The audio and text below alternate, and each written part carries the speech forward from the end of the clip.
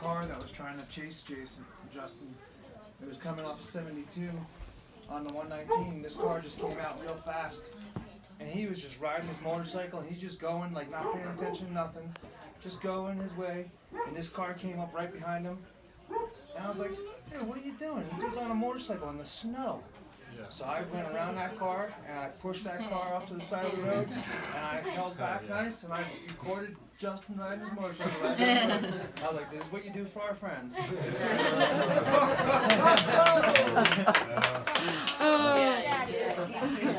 No, I was just looking at him to say, good daddy. Yeah. I think Lisa's gonna talk and then I can Oh, choose. okay. Take care of everybody else. I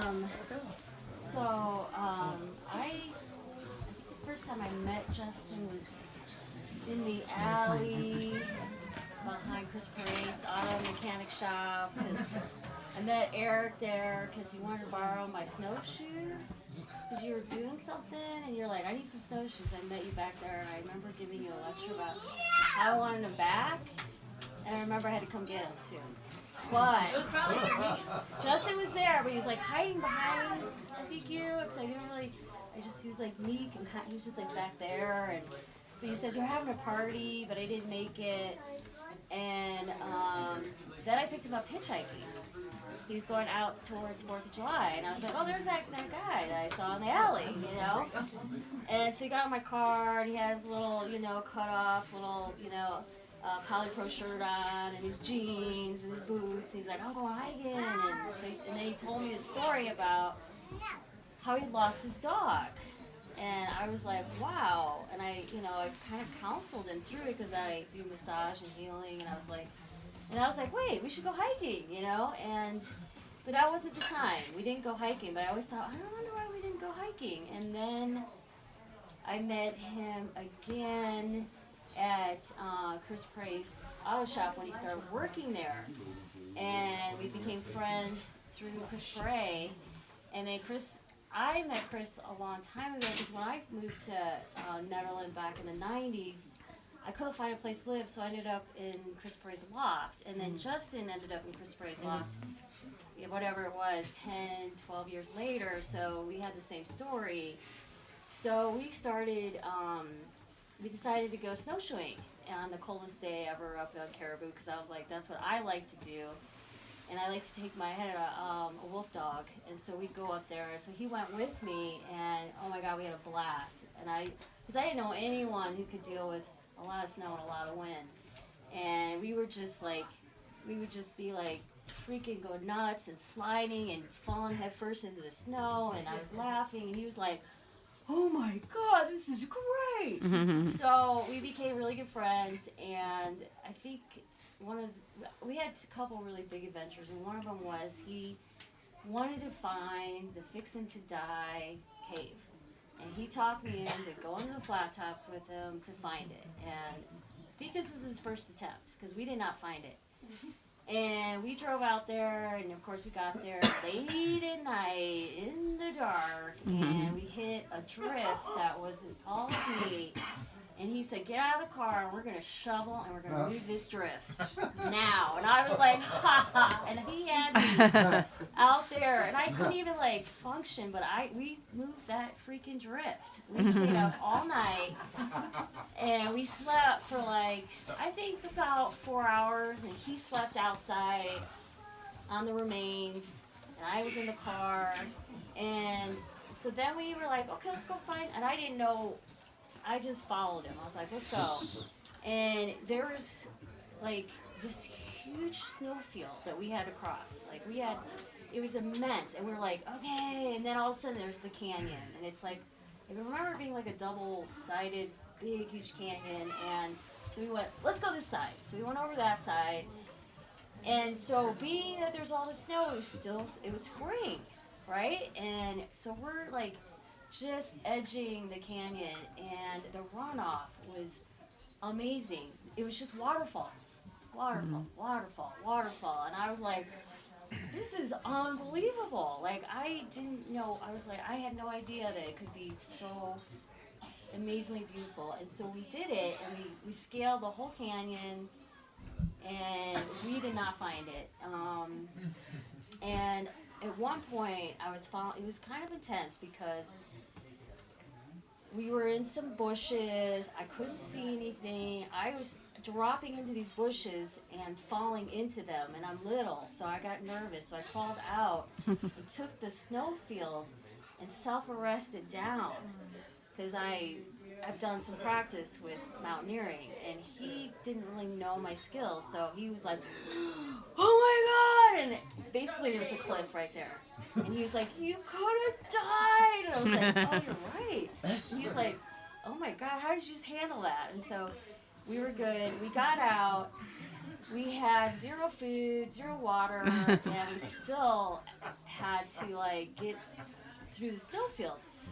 Just to backtrack a little bit, in the morning when we were walking in, these folks came in with snowmobiles, and they were like, "Did you guys move this drift?" Because they were from the area. And we're like, "Yeah, we did." And they're like, "Yeah!" They were so freaking happy. So it came back to us because here we are, we're like on this huge snowfield just like dragging, and of course Justin's like crying. He's like, "I can't believe I didn't find it. I'm going back tomorrow." And I was like, chill out, you know. And I'm like, we got to get back. And we were starving and thirsty, and boom, these snowmobilers came through, and they picked us up. They both had their own snowmobiles, so we each got to jump on and get a ride back that was unbelievable. And of course, they took us on like these big hillsides and back down and up. Cool. And I was like, wow, that worked out, and it was so much fun. But I was so exhausted. Oh my God! And actually, the reason why I really got to know Justin was when back in what year is that? 2011. One of my best friends passed away, and she was living in Bend, Oregon. And I had gotten pneumonia, and Justin was keeping an eye on me, making sure I wasn't dying. And then I got through it, but then my friend's partner was like, "You gotta come out here and get her stuff," because they had a bunch of stuff for me, and I was like, "I can't drive." So she's like, "I'll drive your car." Oh my God. Yeah. Oh God. And of course it took us forever to get out there because we had to take every back road there was, and he had to take it as fast as he could, and then we had to stop over here and check out this hot spring, and but we got there. But yeah, so that was our first really big trip together. I felt like we were gone for like a week or something, and then on my 45th birthday, he came to me. He said, "We're gonna go sleep on top of a mountain," and I was like, "Really?" And he's like, "Yeah, let's go." And so basically, we put my little one-man tent was this big in my pack, and a bag of Tasty Bites, lentils in my bag, and a couple bottles of water, and we took off. And so I had this little backpack. I don't think he had much in his little pack. He probably had some water, clothing, and we went and we did the spine of Mount Torres. And so I thought we were just going to go climb a mountain, right? Grayson Torres, it's pretty basic. It's a 14er, but instead we did the whole ridge line up. Yeah, the spine was intense. And and of course he was laughing at me the whole time. So I was like, "Oh my God!" What? But then we got to the top, and we set up my little tent, and he took his famous picture. And we basically ate our little lentils and watched these storms come in and out, but they never came up to the peak. And we woke up because, everybody climbs early in the morning, so everybody was summoning, and we were like, "Let's go!" So we put it all down, and he ran down and left me in the dust. He's like, "I'll see you down there," and he was like, "Oh yeah," and I was like, "No," and he's like, "Bye." But it was a great birthday. It was super fantastic, and the sunset was amazing, and I did something I never thought I could do. And so those were a lot of the trips that Jess and I did together. We did a lot of things I never thought I could do, and he was always like, "I thought you were gonna get after that, aren't you gonna get after that?"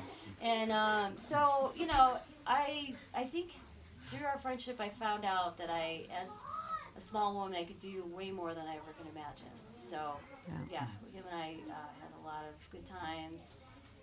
Slept on my couch a lot in the winter.